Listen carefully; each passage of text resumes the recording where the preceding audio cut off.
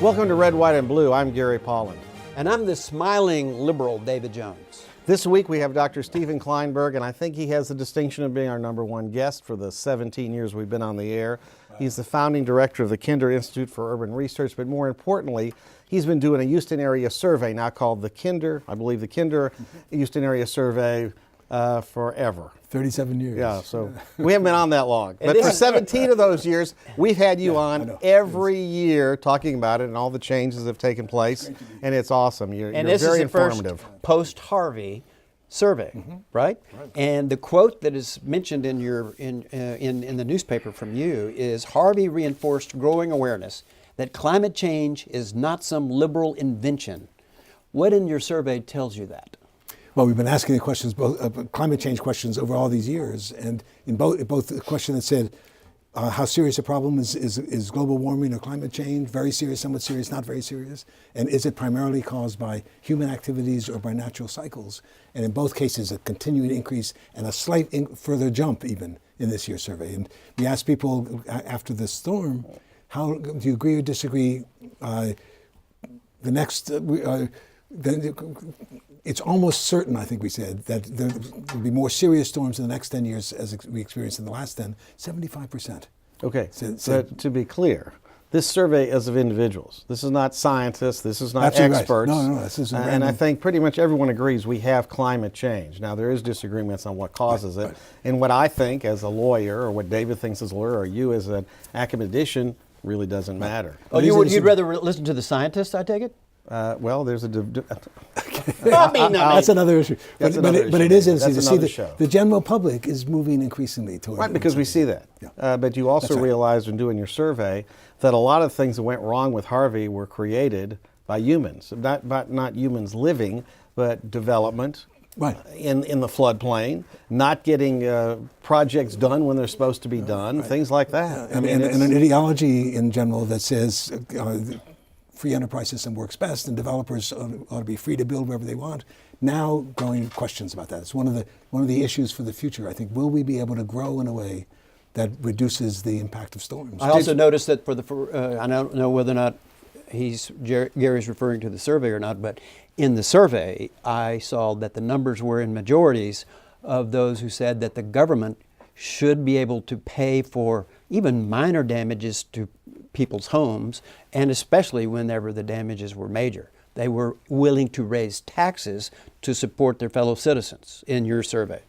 Right. I mean, we asked a series of questions about different proposals for dealing with flooding, and there was remarkable support even for raising taxes to buy out more homes that have been damaged, and building a third reservoir, and a whole range of things like that just remind us of a public that feels we need to address these issues. Yeah, but the public did not say that. You didn't give them a choice, did you, between funding the projects necessary to prevent a future Harvey and buying people out just to buy them out or give them money to remodel their house? You didn't differentiate between those two things. Well, we asked a series of different public policy proposals, and your feeling after doing the survey is that the majority of people, which I think speaks well for the county bond issue, whenever it's voted on, the people were willing to pay more taxes for solutions to the flooding problem. Well put, exactly right. And that's interesting to see, because it does go against the traditional ideology of Houston. And that's regardless of party, isn't it? Yes, and regardless of whether you were impacted directly by Harvey or not. Because go there for the grace of God, you go too. Okay, you also found the greatest partisan divide in 37 years. Can you tell us something about the evolution of the partisan divide and where it ends up now? So it's a question we've asked every year pretty much. It said, as you look ahead to the next few years, do you tend to believe that the country is headed for better times or more difficult times? And during the Obama years, Democrats were slightly more than Republicans consistently saying we're headed for better times. After the election of Trump, 76% of Republicans said we're heading for better times, 21% of Democrats. And then this year, even more.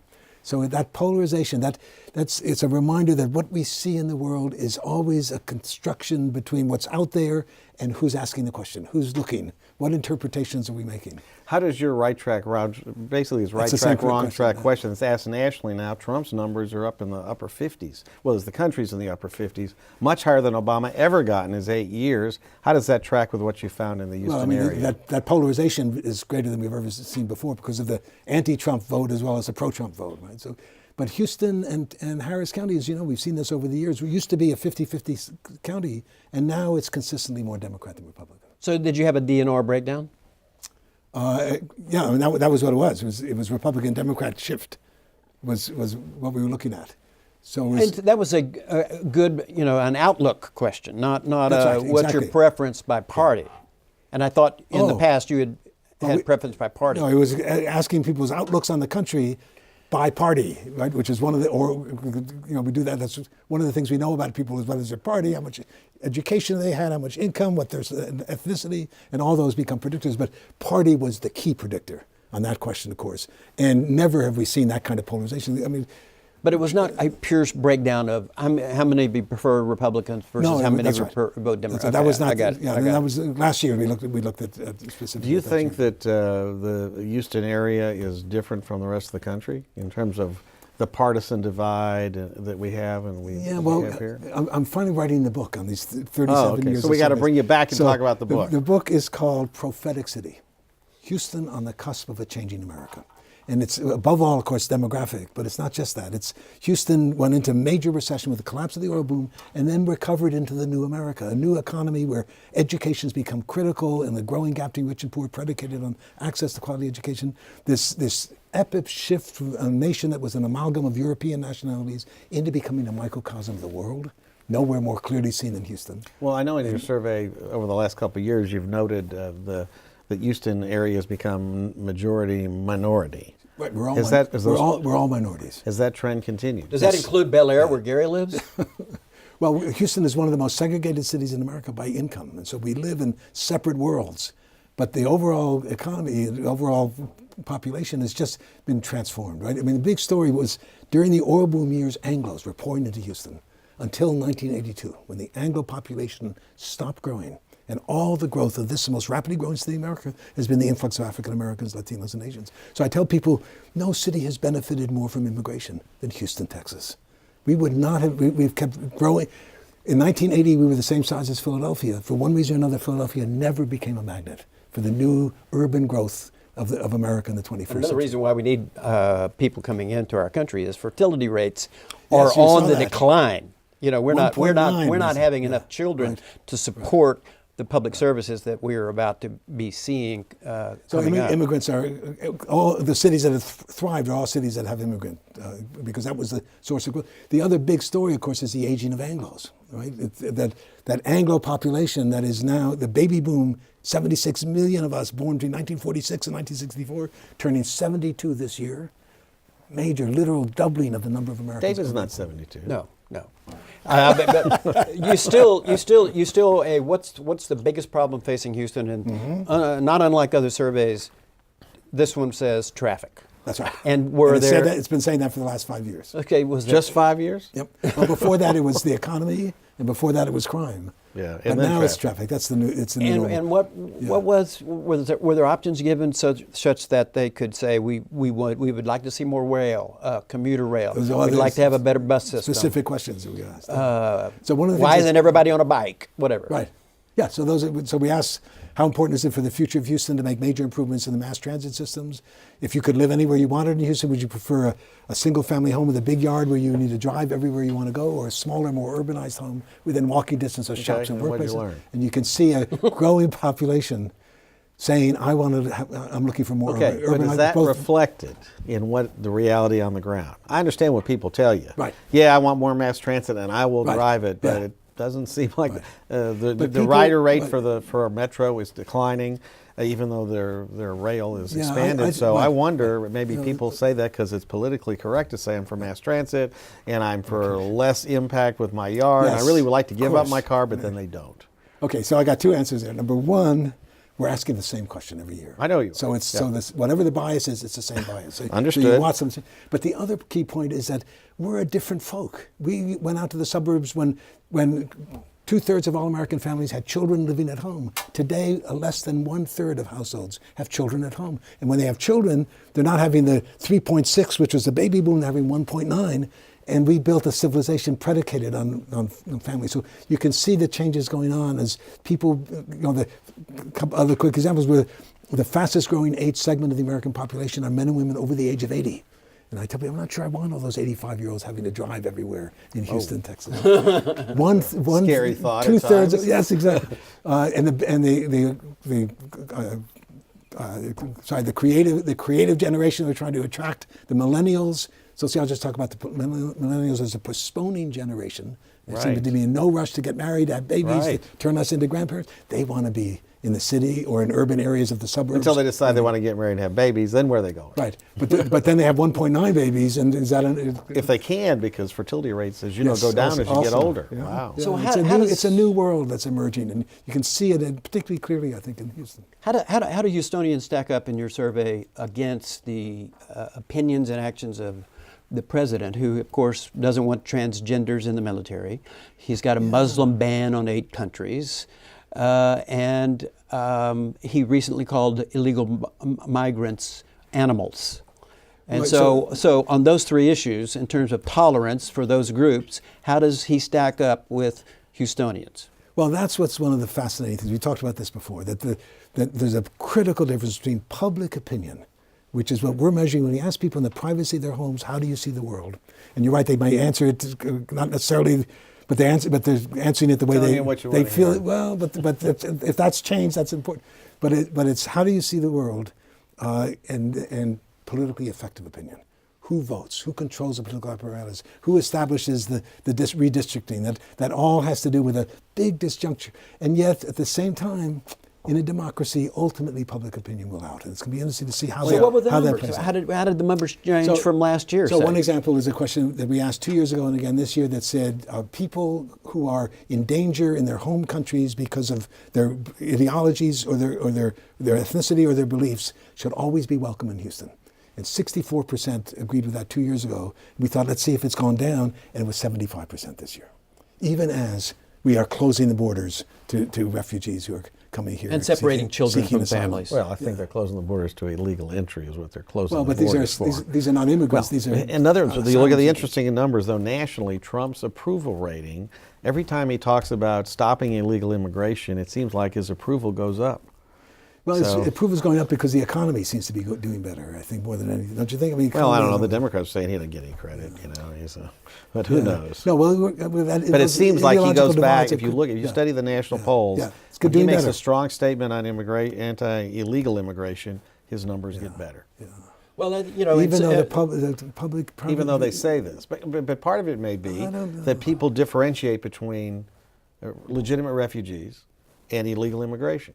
People just want to come here because it's a better place than living wherever I live. and that's the point. But these folks that are now whose kids are being taken away, are not immigrants, right? They're not illegal immigrants. They are coming and giving themselves up to the Looking they for say asylum. that- They're saying, looking for "I need- asylum." And America has always been a beacon, and that's a key point. I think that ideologically we continue to believe that America ought to be a place But where we people can don't come. believe in open borders. We don't, right? So that's interesting. I think there's Yeah. a little conflict. in But these the other thing our surveys show is on these identical questions about, do you think the increasing ethnic diversity in Houston will eventually become a source of great strength for the city or a growing problem? Right. Should there be a path to legal citizenship for undocumented immigrants who speak English and have no criminal record? All those questions show increasing support. And I think that reflects kind of the attitude of the country. But tied to that is they'd like to stop the illegal immigration, so we figure out who's here. Right, But I agree with you. I think most people said they're law-abiding and they've learned English. Let them stay. It's fine. And we have benefited enormously from Oh, that absolutely. immigration. Any question about support for the Dreamers?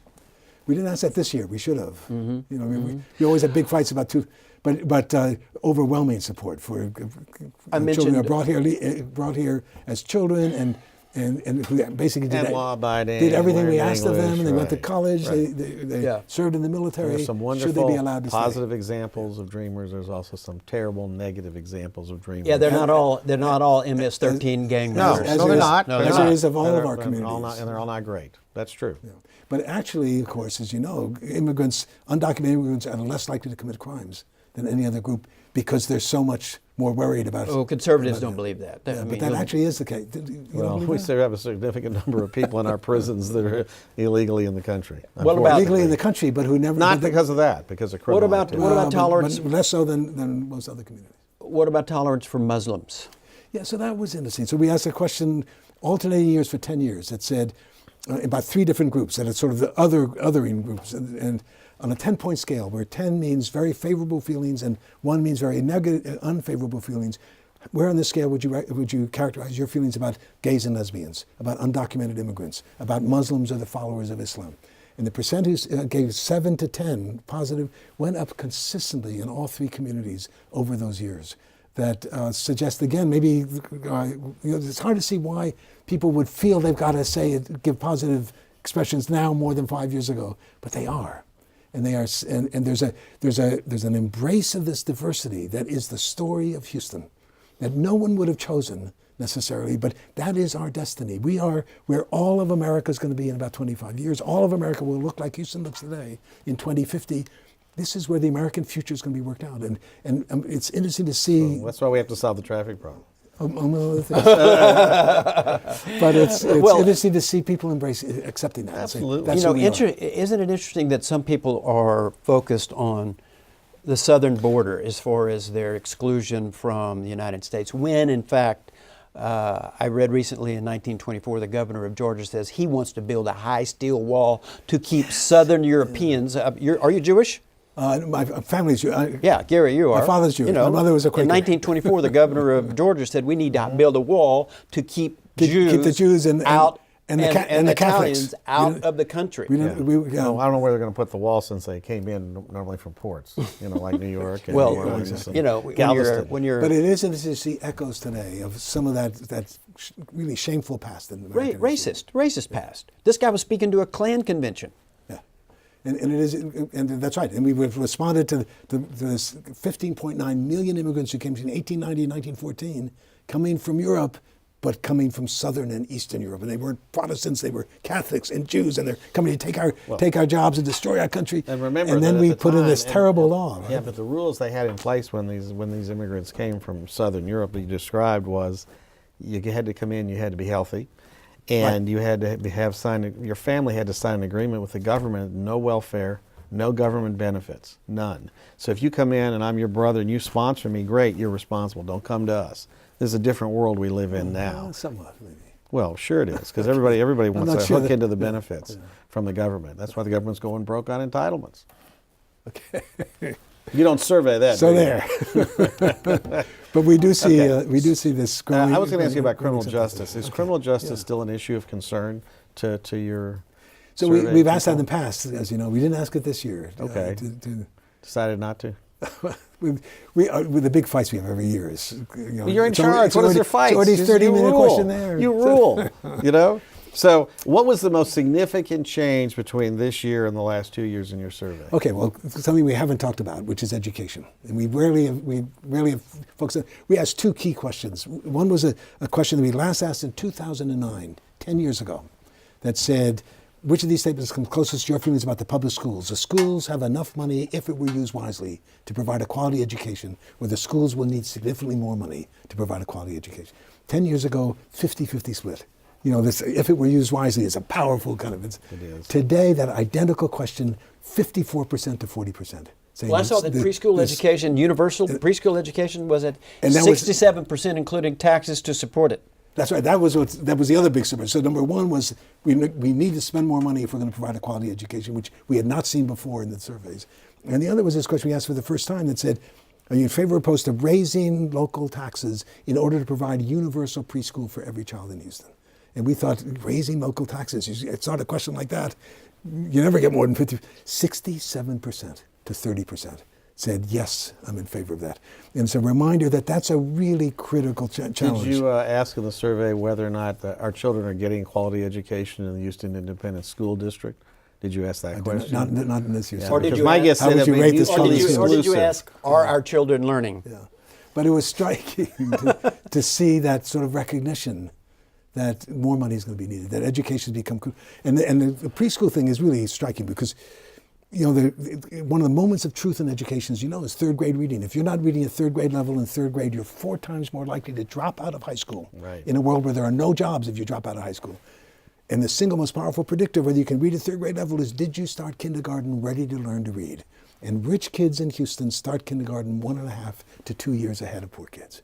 And that's a critical challenge when you look at where our future is going to be as the Anglos are aging and the young people are disproportionately African American and Latino, the 2 groups most likely to be living in poverty. That's, I think, that's where the part of where the jury is out for Houston. Will we make those investments imaginatively to create an educated workforce? Would you like to run for the school board? No. Good answer. But you would be good. You would be good. Yeah. What about whether or not we've got a Harvey blue wave coming in 2018? Did you see any? Everything you say suggests that there are liberal opinions in the city of Houston. So given the makeup of the electorate and the intensity factor that Democrats are having right now in terms of opposition to Trump, anything that supports the I meant to call it just a blue wave. I thought I'd call it the Harvey blue wave. The Harvey blue wave? You know, the federal government is in charge of restoring our communities, basically. Not true.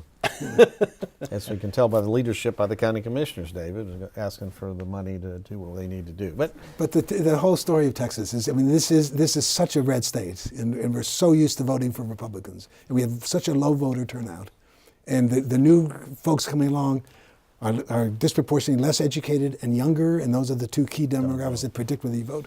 So it's a lot of my colleagues are all saying that there's an inevitability to this gradual change. It's up to the Republicans, we talked about this before, to reach out to these new communities. But and to point that out, this time the Republican Party has the most diverse ticket in history countywide, 16 minority candidates, the most they ever had. Yeah, Before that's was very 3. Yeah. So that's instructive that the things you talked about in the past, about if you want to survive in the new Houston, you need to look like Houston. Right.